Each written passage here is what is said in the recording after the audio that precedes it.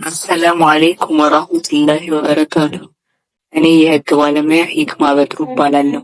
ዛሬ በህግ ግንዛቤ ትምህርታችን በክፍል 2 የምናየው በህግ ፊት ህፃን የሚባለው እስከ ስንት ዓመት ነው የሚለውን ይሆናል።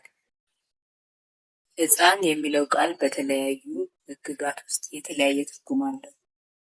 ለአብነት ያህል በዓለም አቀፍ ደረጃ እድሜው ከ18 ዓመት በታች የሆነ ማንኛውም ሰው ህፃን ሲሆን በኢትዮጵያ የወንጀል ህግ ደግሞ ከ9 ዓመት በታች ያሉ ህፃናት የወንጀል ተጠያቂነት የለባቸውም።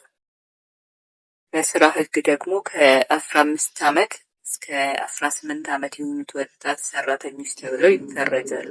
ስለ እነዚህ መብቶች በሰፊው የሚተነትነውን የህፃናትና ሴቶች መብት የተሰኘውን መጽሐፍ ሙሉም 198 ገጽ ፒዲኤፍ ማግኘት የምትፈልጉ ዝርዝሩን ከስር ባለው ማብራሪያ ላይ አስቀምጬላችኋለሁ። በተጨማሪም ነገ ማታ 2:30 ላይ በቲክቶክ አካውንቴ ቀጥታ ላይቭ ገብቼ ጠቃሚ የህግ ትምህርቶችን ስለምሰጥ እባካችሁ አሁኑኑ ፕሮፋይሌን በመንካት የቲክቶክ ገጽን ፎሎ አድርጉ። ከልብ አመሰግናለሁ።